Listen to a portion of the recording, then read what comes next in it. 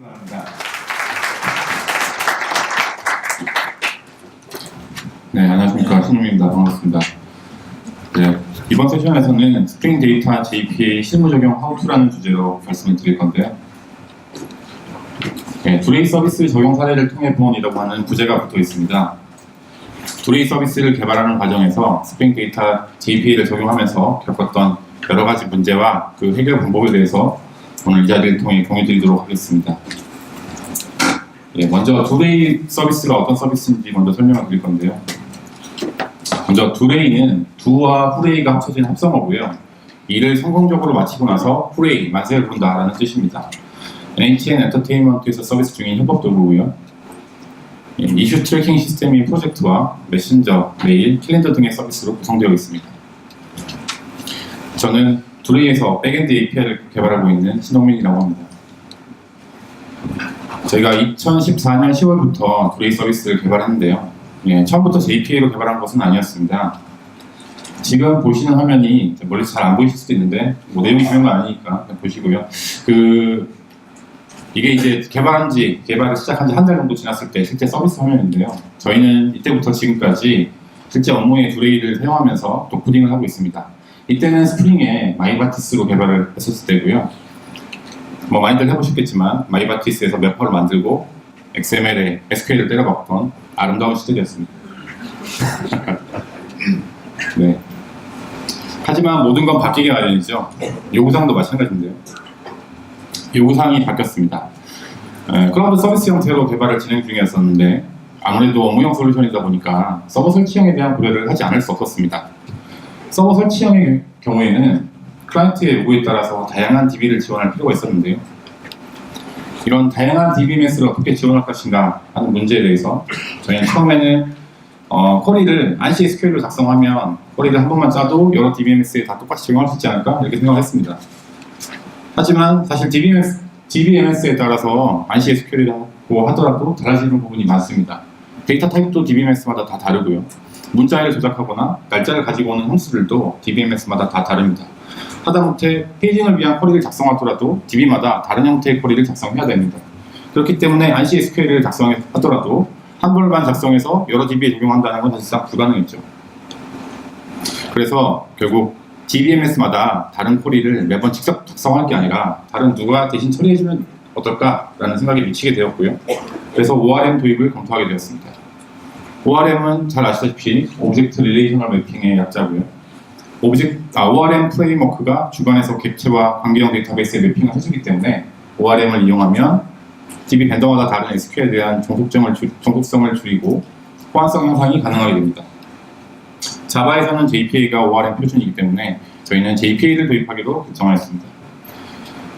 김영환님이 말한 JPA를 왜 사용해야 하는가, 즉 JPA를 사용함으로써 얻을 수 있는 이점 중에서 저희는 여러 이점이 있지만 특히 데이터 접근 최상화와 벤더 독립성, 그리고 JPA가 기술 표준이라는 점 때문에 JPA 도입을 결정하게 된 것이죠. 이제 문제는 JPA를 어떻게 그러면 적용을 할 것인가 하는 부분으로 넘어가게 되는데요. 왜냐하면 JPA는 표준 명세일 뿐이고 실제 구현체는 하이버네이트나 이클립스 등 다양한 구현체가 있었습니다. 하지만 하이버네이트가 디팩토 사실상 표준이었기 때문에 저희는 구현체로 하이버네이트를 결정하였습니다. 자, 보시는 화면이 이제 하이버네이트를 적용했을 때의 예제 코드인데요. 보시는 것처럼 엔터티 매니저를 이용해서 엔터티 매니저의 find, 그다음에 persist, 그다음에 뭐 이제 remove 등의 메소드를 통해서 이렇게 CRUD 관련된 코드를 하이버네이트를 이용해서 작성할 수 있습니다. 문제는 이렇게 하이버네이트를 그냥 적용하기에는 저런 CRUD를 위한 유사한 코드를 모든 레파지토리마다 반복적으로 작성해줘야 된다는 문제입니다. 이런 반복적인 작업들을 해결해 줄 수 있는 스프링이랑 잘 통합되는 무언가 있지 않을까라는 생각이 미치게 되어서 찾아봤고요. 그러다 발견하게 된 것이 스프링 데이터 JPA 프로젝트입니다. 스프링 데이터 JPA 프로젝트는 레파지토리 추상화를 통해서 인터페이스 선언만으로도 구현이 가능한 기능을 제공하고 있었고요. 메소드 이름으로 쿼리를 생성할 수 있는 놀라운 기능도 제공하고 있었습니다. 그리고 페이징이나 정렬 같은 웹 서포트 기능도 제공하고 있었는데요. 예, 스프링 데이터 JPA를 적용하게 되면 보시는 것처럼 앞서서 하이버네티를 바로 썼을 때는 반복적인 CRU를 위한 코드를 작성했어야 되는데 스프링 데이터 JPA를 적용하면 이렇게 인터페이스 선언만 해도 스프링 데이터 JPA가 자동으로 코드를 생성해주고, 밑에 보시는 것처럼 JPA 리파지토리 인터페이스를 선택받는 경우에는 아예 아무런 내용도 인터페이스 내에 아무런 내용도 선언하지 않아도 CRU에 관련된 기능들을 마음대로 이용할 수 있습니다. 혹시 그 뒤에 포인트 잘 보이시나요? 네, 알겠습니다. 예, 잘 안 보이시면 제가 나가서 설명을 드리려고 했는데 잘 보이신다고 하니까 그래서 이렇게 진행하겠습니다. 네, 그래서 저희는 레파지토리마다 반복되는 유사한 코드를 해결하고 스프링 기반 프로젝트에서 JPA를 손쉽게 적용하기 위해서 스프링 데이터 JPA를 도입하기로 결정하였습니다. 네, 지금까지는 저희가 스프링 데이터 JPA를 도입을 결정하기까지의 과정을 설명드렸고요. 이제부터는 실제로 JPA를 적용하는 과정에서 있었던 문제와 해결 방법에 대해서 자세히 설명을 드리겠습니다. 먼저 엔터티 매핑인데요. 엔터티는 JPA를 이용해서 DB 테이블과 매핑할 클래스를 말하고요. 보시는 것처럼 엔터티 테이블, ID, 콜럼과 같은 어노테이션을 통해서 매핑을 할 수 있습니다. 자, 지금 보시는 게 엔터티의 예제인데요. 예, 보시는 것처럼 엔터티 어노테이션을 지정해서 이 클래스가 엔터티라는 걸 지정해주고, 테이블 어노테이션을 통해서 매핑될 테이블을 지정해주게 됩니다. 그리고 컬럼 어노테이션을 지정해서 매핑될 필드와 컬럼을 매핑해주게 되고요. 이때 컬럼 어노테이션은 생략이 가능하죠. 그 다음에 ID 어노테이션을 통해서 기본 키를 매핑해주게 됩니다. 자, 이런 기본 키 매핑은 기본 키를 자동 생성하는 방법과 직접 활동하는 방법, 크게 두 가지 방법이 있는데요. 자동 생성의 경우는 MySQL처럼 기본 키 생성을 데이터에 위임하는 경우에는 아이덴티티 전략을 사용하고, 오라클처럼 데이터베이스 시퀀스를 이용해서 기본 키를 활동하는 경우에는 시퀀스 전략을 사용하고, 체본 테이블을 사용하는 경우에는 테이블 전략을 사용합니다.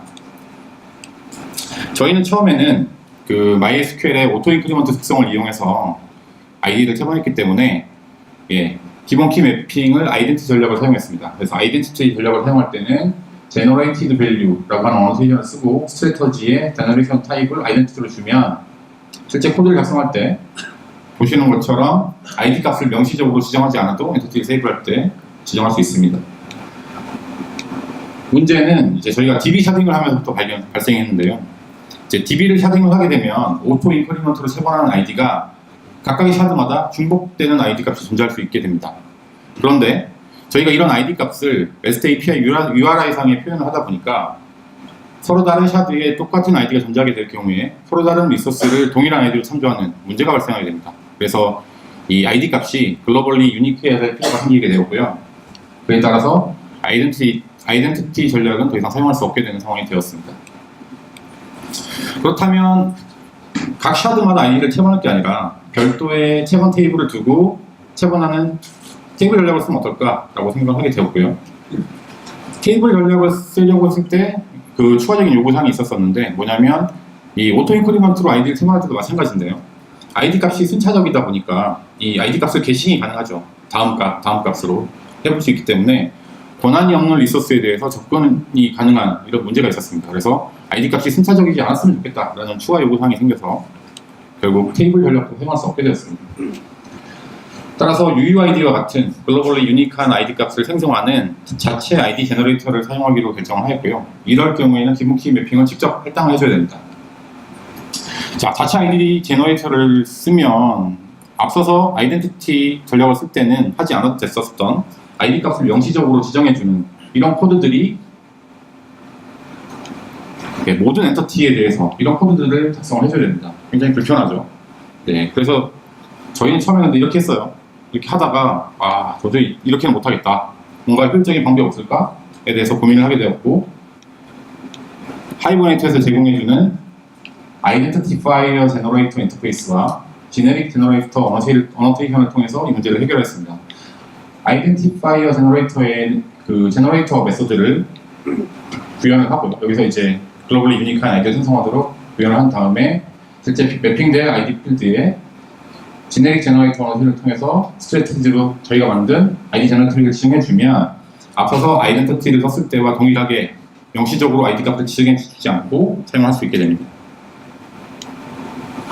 자, 둘 이상의 컬럼으로 아이디를 이루는 복합키의 경우에는 JPA에서는 ID 클래스와 인베디드 ID 등의 방법을 제공하는데요. 저희는 좀 더 객체지향적인 접근이 가능한 인베디드 ID를 사용하였습니다. 이때 복합키 클래스를 만들 때 유의점이 있는데요. 먼저 클래스가 퍼블릭해야 되고 기본 생성자를 제공해야 되며 시리얼라이저블 인터페이스를 구현해야 됩니다. 그리고 이퀄스와 해시코드 메소드를 정의를 해야 되는데요. 저희는 프로젝트 롬복을 사용해서 이 부분을 간단하게 해결하였습니다. 보시는 것처럼 노바우스 컨스트럭트를 통해서 기본 생성자를 어노테이션 하나만으로 만들 수 있고 equals and 해시코드라고 하는 어노테이션을 쓰면 equals와 해시코드를 롬복이 자동으로 생성을 해주게 됩니다. 그 다음에 자바 이넘 타입을 컬럼 매핑하는 경우에 JPA에서는 enumerated라고 하는 어노테이션을 제공하는데요. 이 enumerated의 경우에는 오디널과 스트링 두 가지 방식을 쓸 수 있습니다. 오디널의 경우에는 이넘의 순서값 0, 1, 2와 같은 이넘 순서값을 DB에 저장하게 되고 스트링은 그 이넘의 이름을 DB에 저장합니다.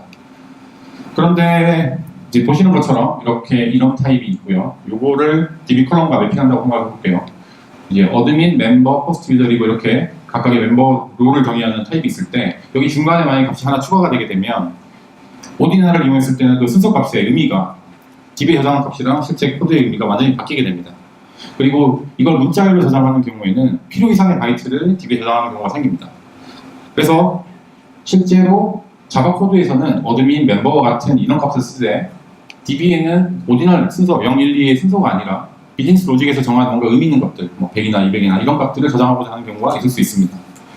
이때는 JPA 2.1부터 제공하는 컨버터를 쓰면 되는데요. 먼저 어트리뷰트 컨버터 인터페이스를 구현해서 DB에서 나온 값을 인원 값으로 매핑할 때, 또 우리 자바 코드에서 쓰고 있는 인원 값을 DB로 저장할 때 컨버팅하는 코드를 작성을 한 후에 컨버트 어노테이션을 통해서 매핑할 필드에 지정을 해주게 되면 이 자바 인원 타입을 컬럼이랑 매핑을 할 수 있게 됩니다. 자, 이렇게 해서 엔터티를 만들어서 작업하고 있던 와중에 검색 색인을 위한 추가적인 영광관계 설정이 필요한 경우가 발생했습니다. 이 검색 색인용의 경우에는 기존의 서비스를 쓸 때와는 다르게 좀 더 그 추가적인 영광관계가 필요했고요. 그 다음에 색인용의 경우에는 실제 서비스에서는 여러 가지 필드들이 필요하지만 그 검색 색인에서는 검색 색인을 위한 몇 가지 필드들만 필요했습니다. 예. 그래서 이 요구사항을 어떻게 처리할 것인가에 대해서 고민을 하다가 처음에는 그냥 기존 서비스용 엔터티에다가 검색 색인을 위한 추가적인 영광관계만 설정해서 검색 색인 데이터는 별도의 DTD로 처리할까? 이렇게 생각을 했습니다. 근데 그렇게 했더니 문제가 이 검색 색인용 그 영광관계와 그걸 통한 쿼리의 경우에는 이게 벌크 색인용이다 보니까 실제 만약에 서비스에서 호출하게 되면 자칫 장애로 이어질 수 있는 문제가 있는 좀 위험한 쿼리들이 많았습니다. 그래서 결국 서비스용 쿼리와 검색 색인용 쿼리를 분리할 필요가 있었고요. 그를 위해서 저희는 서비스용 엔터티와 검색 색인용 엔터티를 별도로 만들게 되었습니다. 보시는 게 실제 서비스용 엔터티와 검색 색인용 엔터티를 분리한 화면이고요. 그 자세하게 그 내용까지는 안 보셔도 돼요. 여기 그 빠진 부분만 보시면 되는데 왼쪽이 서비스용 엔터티고 오른쪽이 검색 색인용 엔터티인데 보시는 것처럼 똑같은 테이블을 매핑하고 있지만 서비스용 엔터티에는 추가적인 필드들이 있는데 검색 색인용 엔터티에는 이게 필요가 없기 때문에 제외된 걸 보실 수 있습니다. 그리고 서비스용 엔터티에는 사용되지 않는 검색 색인을 위한 추가적인 연관관계가 검색 색인용 엔터티에 추가되어 있는 걸 보실 수 있습니다. 이렇게 서비스용 엔터티와 검색 색인용 엔터티를 별도로 분리를 하고 하는 와중에 저희가 엔터티에 대해서 새롭게 알게 된 사실이 한 테이블에 대해서 여러 개의 엔터티를 만들어도 된다는 것입니다. 저희가 처음에는 엔터티가 DB 테이블이랑 1대1 매핑 관계라고 생각했거든요. 그래서 DB 테이블이 하나가 있으면 엔터티를 하나를 만들어야 된다 이렇게 생각했는데 사실 그럴 필요가 없었습니다. 하나의 테이블에 대해서 여러 개의 엔터티를 만들어도 되고요. 그리고 엔터티의 모든 컬럼을 다 매핑할 필요도 없었습니다. 물론 이 경우에는 이 엔터티를 통해서 저장을 하지 않을 거라면, 그죠? 만약에 저장을 하는 경우라고 하면 컬럼이 빠져 있으면은 이제 그 속성이 낱널일 경우에는 뭐 DB에서 에러가 나겠죠. 근데 이게 만약에 리드 온리 엔터티라고 하면 모든 컬럼을 다 매핑할 필요 없이 필요로 한 부분들만 컬럼에 매핑을 해주면 됩니다. 그리고 엔터티의 모든 연관관계를 다 쓸 필요도 없었습니다. 이제 ERD 상에 존재하는 모든 릴레이션을 엔터티의 연관관계로 다 설정을 해야 되나? 이렇게 생각하기 쉬운데 굳이 그럴 필요 없이 엔터티에서 필요로 한 관심이 있는 연관관계만 설정을 해주면 됩니다. 그리고 하나의 컬럼에 대해서도 여러 개의 필드나 연관관계로 매핑을 해줘도 됩니다. 그래서 똑같은 컬럼을 참조하는 여러 개의 필드나 연관관계가 존재해도 되는데요. 이때 주의할 점은 인서터블, 업데이터블 가능한 필드는 엔터티에 단 하나만 존재해야 된다는 것이죠. 근데 인서터블, 업데이터블 특성의 경우에는 기본값이 true이기 때문에 이렇게 여러 개의 필드나 연관관계 매핑을 하시려면 명시적으로 인서터블, 업데이터블을 false로 놓고 쓰셔야 됩니다. 자, 이렇게 해서 서비스용 엔티티와 검색 색인용 엔티티를 필요로 한 용도에 맞춰서 별도로 분리해서 쿼리도 분리하고 작업을 했는데, 문제는 이게 동일한 테이블을 참조하는 것이다 보니까 중복 코드가 발생한다는 것입니다. 이 경우에 JP에서는 mapped super class라고 하는 어노테이션을 제공해 주는데요. 엔티티가 테이블이랑 매핑되는 것과는 달리 mapped super class의 경우에는 테이블과 매핑되지 않고 자식 클래스의 엔티티 매핑 정보를 상속하는 용도로 사용됩니다. 그렇기 때문에 보통 mapped super class는 추상 클래스 형태로 제공이 되고요. 보시는 것처럼 mapped super class가 적용된 베이스 엔티티에 서비스용 엔티티와 검색 색인용 엔티티 동이 사용되는 속성들을 두고, 서비스용 엔티티에는 서비스에서 필요한 내용들만, 검색 색인용 엔티티에는 검색 색인용 엔티티에 필요한 내용들만 넣게 되면 코드 중복을 해결할 수 있습니다. 실제 코드에 제공되는 이유고요. 제일 왼쪽에 보시는 게 mapped super class가 적용된 추상 클래스 베이스 엔티티고, 가운데 게 서비스용 엔티티, 여기는 서비스에 필요로 한 속성들만 설정이 되어 있죠. 그리고 여기가 검색 색인용 엔티티, 검색 색인에 필요한 추가적인 연관관계만 설정되어 있습니다. 그래서 이 mapped super class가 적용된 베이스 엔티티를 상속을 받아서 서비스용 엔티티와 검색 색인용 엔티티를 만들면 이렇게 코드 중복을 해결할 수 있었습니다. 이제 다음으로 연관관계 매핑에 대해서 말씀드리겠습니다. 엔티티는 단독으로 존재할 수 없고, 엔티티들이 보통 연관관계를 이뤄서 우리가 원하는 쿼리와 그 필요한 데이터들을 제공할 수 있게 되는데요. JP에서는 연관관계 매핑을 위해서 조인 컬럼, 조인 컬럼스 등의 어노테이션을 통해서 외래키를 매핑할 수 있는 방법을 제공하고 있습니다.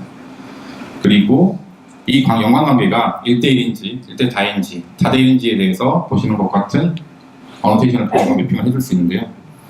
이 연관관계 같은 경우에 엔티티를 로딩할 때 연관관계에 있는 엔티티를 어떻게 로딩할 것인가에 따라서 패치 전략을 사용할 수 있는데, 이거 패치를 사용하면 엔티티를 로딩할 때 연관관계에 있는 엔티티를 같이 즉시 로딩하게 되고요. 만약에 레이지 패치를 쓰게 되면 로딩을 지연했다가 실제 참조가 일어날 때 하도록 할 수 있습니다. 근데 이제 문제는 저희가 1대1 관계인데 옵셔널이 true인 경우, 이런 연관관계에서 레이지 로딩이 되지 않는 문제가 발견되었습니다. 지금 보시는 것처럼 그 포스트 디테일이라고 하는 엔티티가 있는데, 연관관계로 포스트 엔티티가 1대1 연관관계인데 옵셔널이 true로 되어 있죠. 그리고 패치 전략을 레이지로 지정을 했습니다.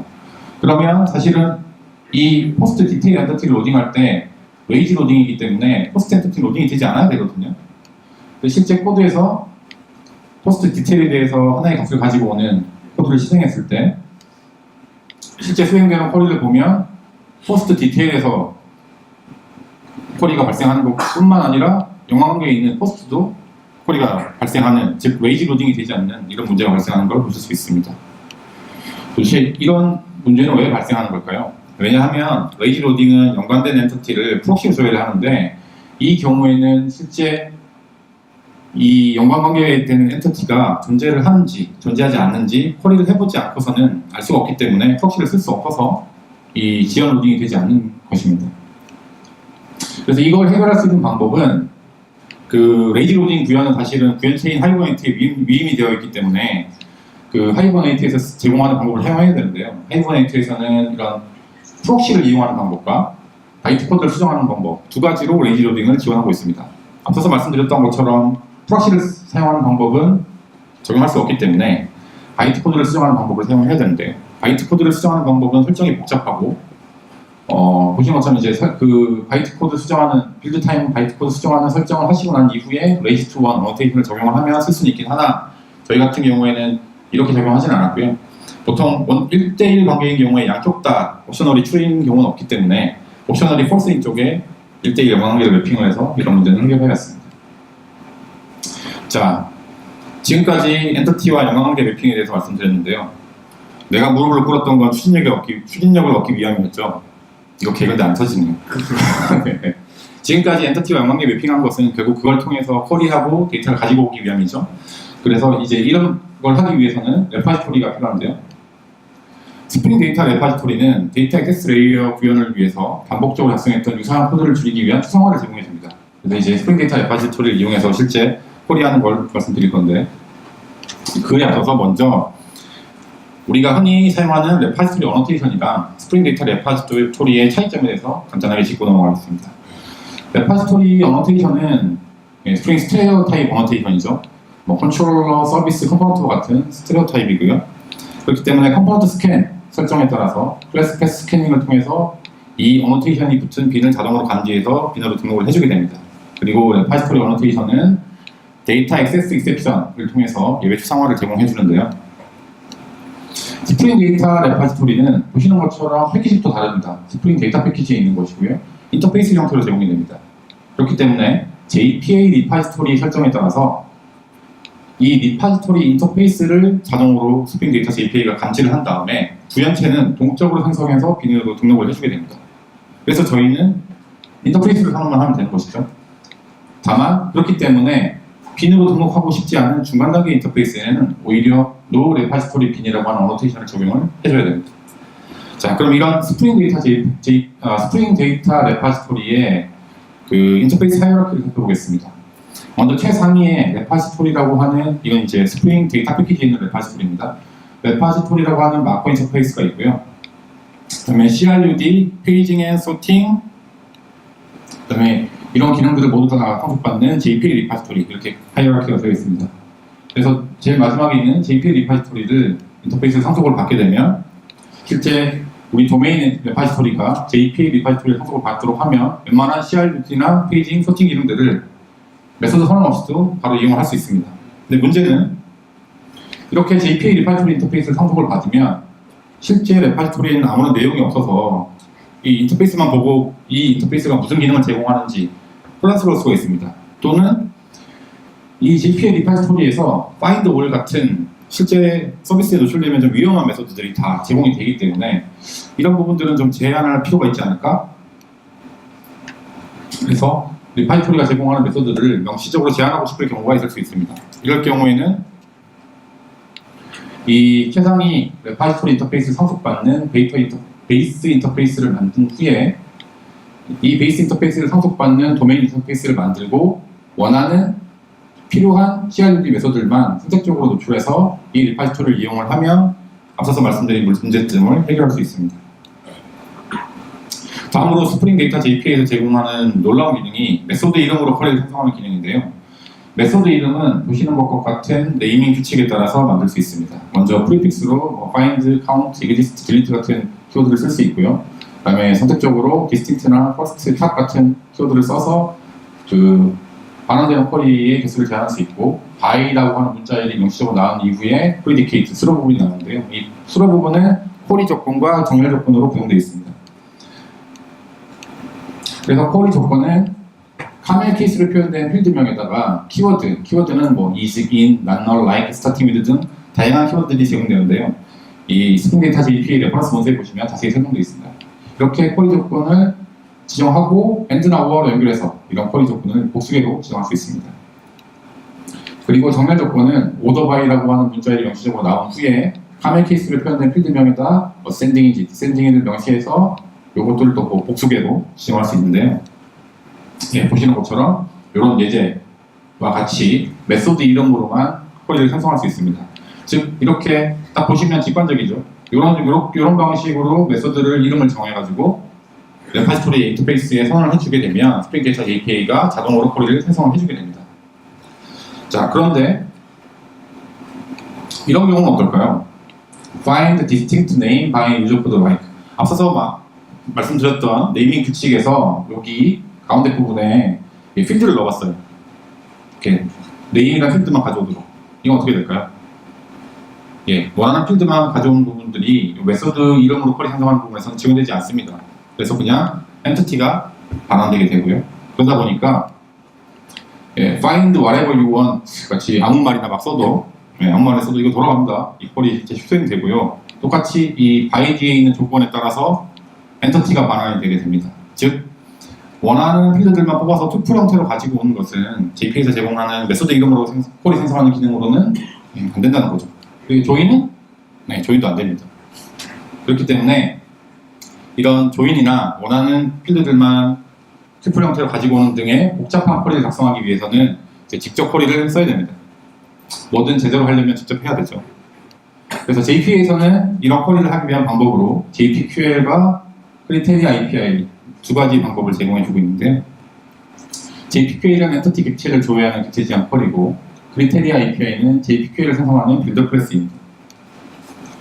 먼저 JPQL 쿼리를 한번 보실 건데요. SQL이랑 비슷하죠.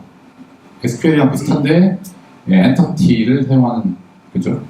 좀 틀린데, SQL을 추상화해서 특정 DBMS에 의존적이지 않은 객체 지향 쿼리입니다. 이 JPQL은 결국은 SQL이라는 점이 문제입니다.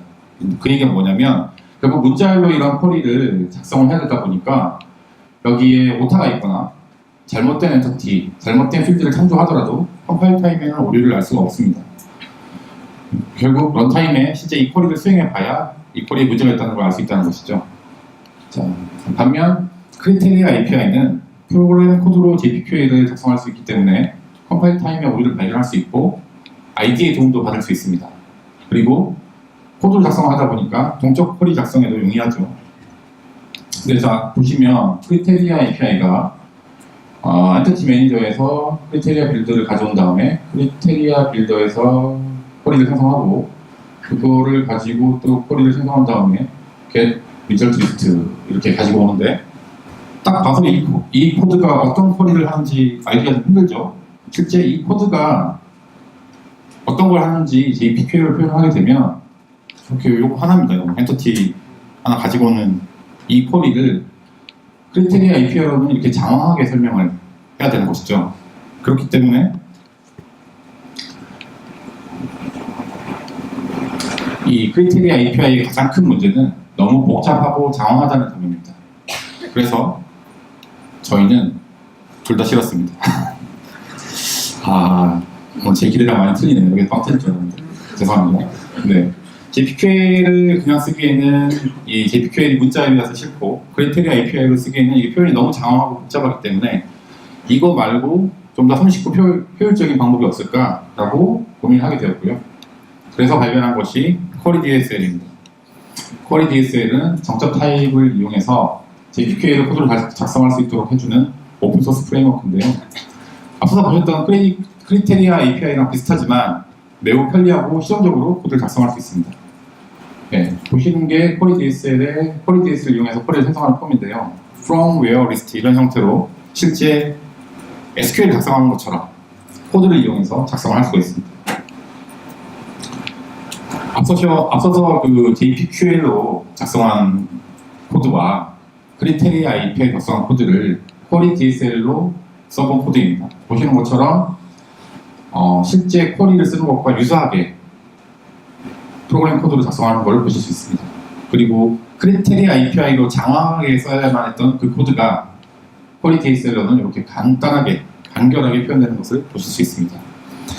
그래서 저희는 이제 쿼리 DSL을 활용해서 실제 복잡한 쿼리를 작성했고요.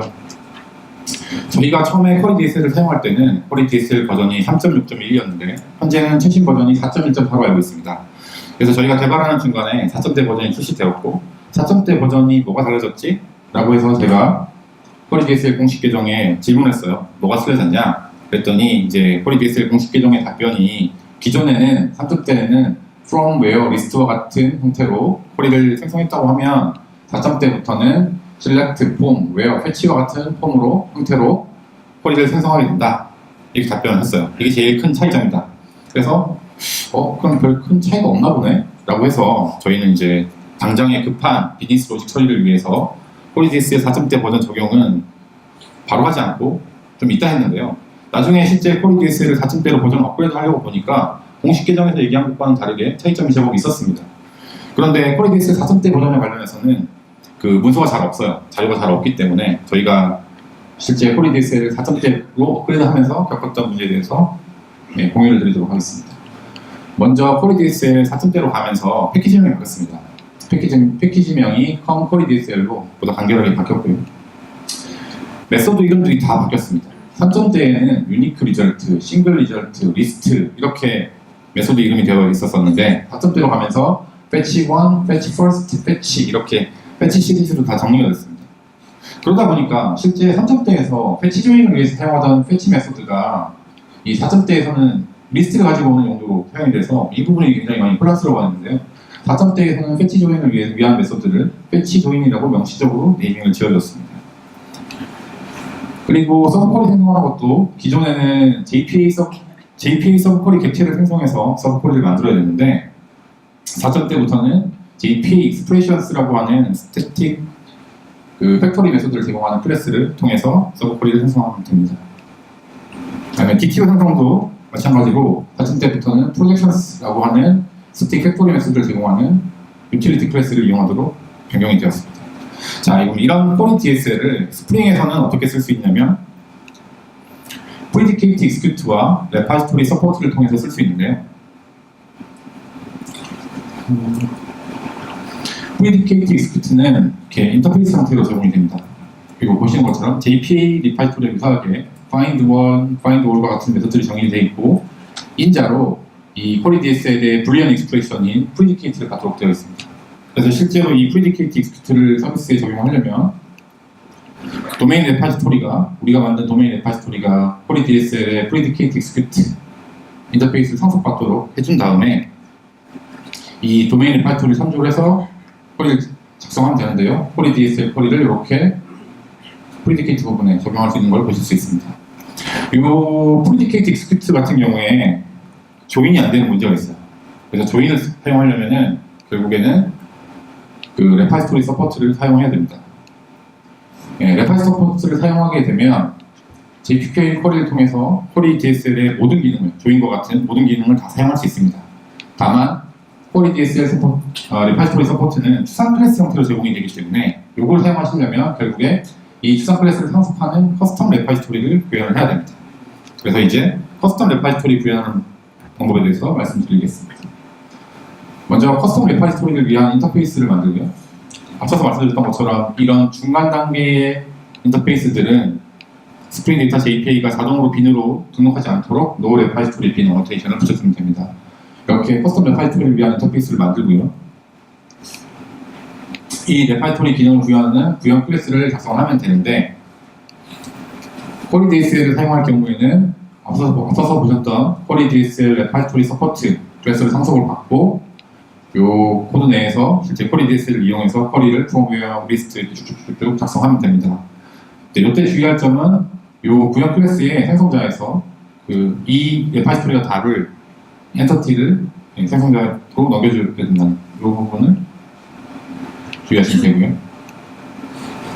그리고 나서 우리가 사용하는 기본 도메인 리파지토리가 이 커스텀 레파지토리를 상속받도록 하면 실제 이 도메인 리파지토리를 활용해서 우리가 만든 커스텀 인터페이스의 메소드를 호출할 수 있습니다.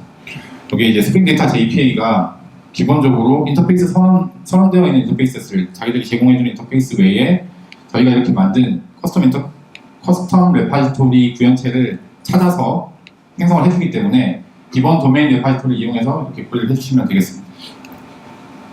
이때 이제 흔히 하는 실수가 만약에 기본 레파지토리 인터페이스를 포스트 레파지토리 이렇게 이름을 지었다고 하고 커스텀 레파지토리를 만들 때 커스텀 레파지토리 이름을 포스트 레파지토리 커스텀 이렇게 정했습니다. 그리고 이 커스텀 레파지토리를 구현하는 구현 클래스를 포스트 레파지토리 커스텀 인풀 이렇게 정하게 되면 크게 문제가 없는 것 같아 보이시죠? 네, 실제로 익셉션이 발생돼요. 왜 그럴까요? 왜 그런가 하면 이 커스텀 레파지토리 구현 클래스를 찾을 때 이 네이밍 룰을 가지고 찾기 때문입니다. 근데 그 네이밍 룰이 기본 레파지토리 이름에다가 포스트 픽스를 붙여서 만드는데 기본 레파지토리 이름이 포스트 리파지토리이기 때문에 포스트 리파지토리 커스텀 인풀이 아니라 포스트 리파지토리 인풀이라는 이름의 구현 클래스를 찾게 되는 것이죠. 이런 설정은 그 JPA 레파지토리 설정에서 이렇게 하실 수 있는데 XML은 JPA 네임스페이스의 레파지토리, 자바 컴피그는 enable JPA 레파지토리에서 레파지토리 인풀 포스트 픽스에서 이 값을 변경해 주시면 인풀이 아니라 다른 값으로 바꿀 수 있습니다. 설정하지 않으면 기본 값이 인풀이고요. 자, 이렇게 해서 스프링 데이터 JPA와 쿼리 DSL을 통해서 원하는 쿼리를 마음껏 작성해서 서비스를 잘 구현했습니다. 그래서 신나게 개발을 하던 와중에 어느 날 이런 업무를 받았습니다. 뭐냐면 제목 SQL 쿼리가 많은 경우가 있습니다. 내용 첨부 파일 참고. 그래서 첨부 파일을 클릭을 해보니 이 첨부 파일 내용 안에 쿼리 수행 결과가 나오는데 그 결과가 SQL 카운트는 1875. 1875? 이런 똑같은 패턴의 쿼리가 무려 1875개나 발생하는 이런 문제가 있었습니다. 이게 ORM에서 유명한 N+1 문제고요. 이 쿼리를 한 번 수행했는데 그 결과 N건의 레코드가 가져왔을 때 연관관계 엔터티를 가지고 오기 위해서 쿼리가 N번 더 추가가 수행되는 문제를 N+1 문제라고 합니다. 자, N+1 문제 예제를 한번 보시겠습니다. 포스트 엔터티가 있는데 이 포스트 엔터티가 프로젝트 엔터티랑 연관관계를 갖고 있습니다. 매니투원 연관관계고요. 매니투원 같은 경우에는 기본 패치 전략이 이거기 때문에 즉시 로딩이기 때문에 포스트 엔터티를 가져오게 되면 프로젝트 엔터티를 즉시 가져오게끔 되어 있습니다. 자, 이 상황에서 포스트 리파지토리의 find one 메소드를 통해서 엔터티를 하나 가지고 오도록 하게 되면 실제 시도에 수행되는 쿼리를 보시면 포스트와 프로젝트를 조인으로 쿼리 한 번으로 가지고 오는 걸 보실 수 있습니다. 그럼 만약에 find all과 같은 메소드를 호출하게 되면 어떻게 될까요? 이 경우에는 find one에 해당하는 포스트 테이블에서 모든 데이터를 가지고 오는 쿼리가 수행된 다음에 이 쿼리의 수행 결과로 n개의 레코드가 반응한다고 하면 연관관계에 있는 프로젝트 엔터티를 가지고 오기 위해서 n개의 쿼리가 추가로도 발생하게 됩니다. 이게 바로 N+ 문제인 거죠. 자, 이거 패치의 경우에는 그 단일 엔터티를 조율할 때는 이거 패치 전략을 사용하면 조인을 통해서 실제 수행되는 쿼리를 줄일 수 있지만 보시는 것처럼 JPQL을 사용하게 되는 경우에 find all처럼 JPQL을 사용하게 되는 경우에는 패치가 참고하지 않고 JPQL만 자체적으로 수행한 다음에 그 결과로 생성되는 엔티티에 대해서 다시 패치 전략을 참고해서 연관관계가 있는 내용에 대해서 추가 쿼리를 발생하게 되는 것이죠. 보시는 것처럼 원투원, 매니투원과 같은 연관관계는 기본 패치 전략이 이거입니다. 그리고 원투매니, 매니투매니 같은 경우에 레이즈인데요. 이런 투원, 원투원이나 매니투원 같은 이런 이거 패치 전략을 기본으로 쓰는 경우에 즉시 로딩이 필요하지 않는 경우라고 한다면 패치 전략을 레이지로 변경하면 이런 문제를 어느 정도 해결할 수 있습니다. 단 이때 레이지 로딩을 할 때요. 영속성 컨텍스트를 벗어나서 레이지 로딩이 일어나게 되면 레이지 이니셜라이제이션 익셉션이 발생하기 때문에 이럴 때는 오픈 세션 인뷰를 적용해서 해결이 가능합니다. 스프링에서는 오픈 세션 인뷰를 그 인터셉터와 서브리 필터 상태로 제공하기 때문에 이건 참고하시면 좋을 것 같습니다. 그래서 만약에 앞서서 보셨던 이 포스트와 프로젝트 연관관계에서 패치 전략을 레이지로 명시적으로 바꿔주면 어떻게 될까요? 자, find all 메소드를 수행을 하게 되면 실제 수행되는 쿼리가 딱 포스트만 가지고 오는 쿼리 이렇게 하나만 딱 수행이 됩니다. 레이지로 바꾸면 그럼 다 해결되는 걸까요? 그런데 여기서 객체 그래프로 이 포스트 엔터티의 연관관계 엔터티를 딱 참조하면 그 순간 마찬가지로 프로젝트에 대한 n개의 쿼리가 추가로 수행이 되게 됩니다. 그래서 레이지 로딩을 통해서 어느 정도 해결할 수 있지만 만약에 이 N+1 문제를 근본적으로 해결하려면 근본적인 해결 방법이 필요하게 되는 것이죠. N+1 문제를 해결하는 방법은 패치 조인, 배치 사이즈, 배치 서브 실렉트 같은 방법이 있는데요. 패치 조인은 조인을 사용하고 배치 사이즈는 인즈를 사용해서 해결하고요. 그 다음에 서브 실렉트는 서브 쿼리를 통해서 사용합니다. 저희는 보다 효율적이라고 판단해서 패치 조인을 이용을 했고요. 패치 조인을 적용하게 되면 만약에 쿼리 DSL을 이용하는 경우라고 하면 이 실제 조인 쿼리 뒤에 3점대 버전의 경우에는 패치, 4점대 버전의 경우에는 패치 조인 메소드를 추가로 수행해주면 실제 이 엔터티를 가지고 올 때 조인이 걸리는 연관관계 있는 엔터티를 한꺼번에 가지고 오게 됩니다. 그래서 앞서 보셨던 코드에 저렇게 패치 조인이 적용된 메소드를 수행을 해주게 되면 실제 수행된 쿼리는 이렇게 조인을 통해서 한 번으로 가져올 수 있게 됩니다. 다만 패치 조인을 사용할 때 좀 주의를 하셔야 될 점이 있는데요. 이 패치 조인을 사용하게 되면 조인이 많이 늘어나기 때문에 쿼리 비용이 오히려 비싸질 수 있습니다.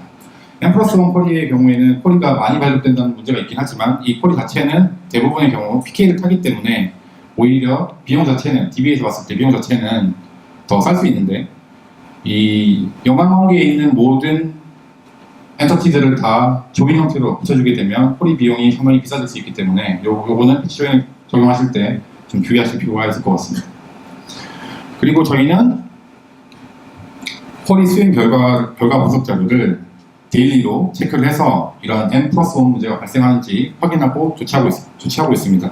이때 저희는 어댑트라는 툴을 사용하는데요. 어댑트는 오토메이트 데일리 퍼포먼스 테스터의 약자이고 자바의 신이라는 책으로 유명하신 이상민 님이 만드신 툴이고요. 스카우트와 게이틀린 기반으로 되어 있습니다. 그리고 이 어댑트 프로젝트는 곧 오픈소스로 공개될 예정이니까 관심 있으신 분들은 나중에 보시면 될 것 같고 실제 이 수행 화면 한번 보겠습니다. 네, 이게 어댑트에서 데일리로 전달되는 리포트고요. 네, 보시는 것처럼 그 전체 쿼리 수행 개수와 슬로우 쿼리 개수 등이 리포팅이 되고 이렇게 쿼리 비용이 비싸거나 N+1 문제가 발생하는 경우에는 빨갛게 데인저 쿼리로 그래프상에 표현이 되고 실제 그 쿼리에 대한 내용과 실행 계획 같은 내용들이 제공이 됩니다. 자, 지금까지 저희가 두레이 프로젝트에 스프링 데이터 API를 적용하면서 했던 일을 말씀드렸는데요. 간단하게 정리를 해보겠습니다. 데이터 접근 추상화, 밴드 독립적 구현을 위해서 ORM을 도입했고 반복적인 CRUD 코드를 줄이기 위해서 스프링 데이터 API를 도입했습니다. 그리고 실제 이걸 적용하는 과정에서 기본키 매핑 전략을 시적 활동으로 변경함에 따라서 하이버네이트에서 제공해주는 아이덴티파이어 제너레이터와 지네릭 제너레이터를 사용해서 해결했고요. 복합키 클래스 같은 경우에 시리얼라이저블 했고 이퀄스 시급 메소드를 구현해야 되니까 이건 롬복을 통해 해결했죠. 자바 이넘 타입을 컬럼으로 매핑할 때는 컨버터 노테이션, 어트리뷰트 컨버터를 사용했고 엔터티는 테이블과 1대1 매핑 관계다라는 고정관념을 버리고 웹2스포 클래스를 이용해서 하나의 테이블에 대해서도 필요에 따라 여러 개의 엔터티를 만들어서 활용을 하였습니다. 그리고 그 스프링 데이터 API에서 제공하는 레파지토리를 이용해서 필요한 메소드들만 CRUD 메소드를 선택적으로 노출하고 메소드 이름으로 쿼리 만드는 기능을 적극적으로 활용했고요. 쿼리 DSL을 이용해서 다양한 쿼리들을 조인과 같은 다양한 쿼리들을 적극적으로 사용하였습니다. 예. 자, 그래서 저희는 여기까지 왔습니다. 현재 두레이 서비스는 오픈 베타 상태이고요. NH 엔터테인먼트와 그 자회사에 1000명 이상의 그 고객들이 사용하고 있고 그 외에도 블루터가 1년 6개월 전부터 사용하고 있고요. 인프루트도 1년 6개월 전부터 150명의 회원들이 사용하고 있습니다. 테라 게임을 제작한 블로리라는 회사도 500명의 회원들이 사용하고 있고요. 라인 프렌즈도 5월부터 200명의 회원들이 사용을 할 예정이 있습니다. 그리고 지금 보시는 화면이 실제 두레이 서비스 화면입니다. 네, 지금 보시는 내용이 제가 오늘 발표를 하기 위해서 준비한 내용인데요.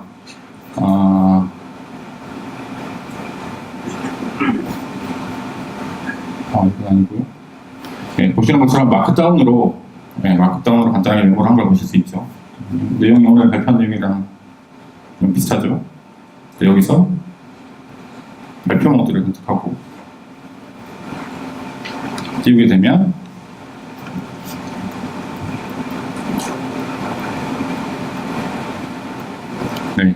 두레이에서 백엔드 API를 개발하고 있는 신호민이라고 합니다.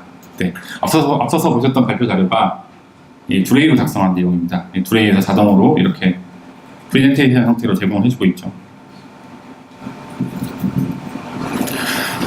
되게 놀랄 줄 알았는데 별로 반응이 기대만큼 못하네요.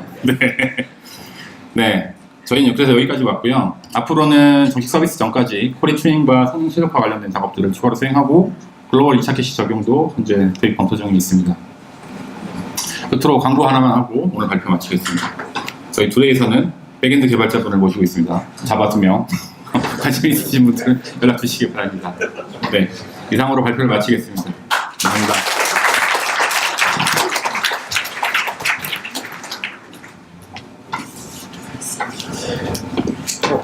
저희 질문이 3가지 올라와 있는데 그 질문 혹시 통계를 위한 쿼리 작성 어렵던데 고민해 보신 적이 있으신지? 네. 통계를 위한 쿼리 작성 같은 경우에 이런 얘기 많이 들어보셨을 거예요. 그러니까 JPA가 만병통치약은 아니기 때문에 JPA로 모든 걸 다 해결할 수는 없는데요.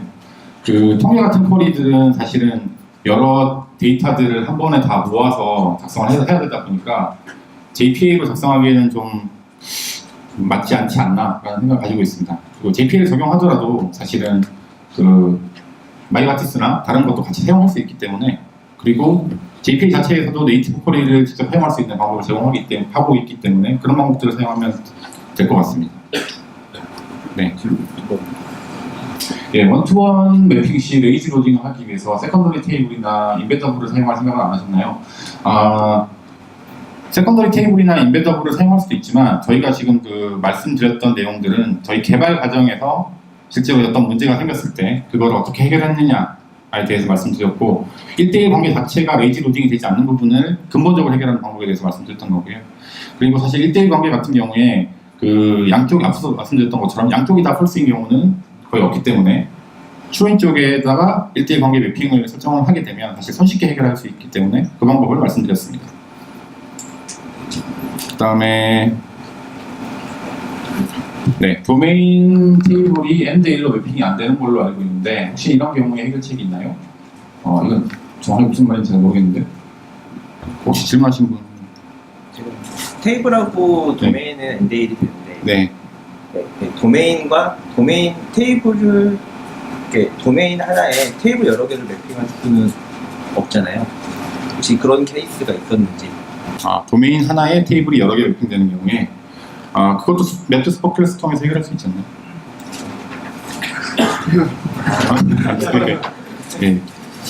지금 말씀하신 경우가 제가 생각하는 경우가 맞는지 모르겠는데, 저희는 그런 그 맵트 스포클래스 통해서 해결했던 것 같습니다. 네. 더 추가적인 질문. 이게 수고해주신 신동민 왜 큰 박수 부탁드리고요.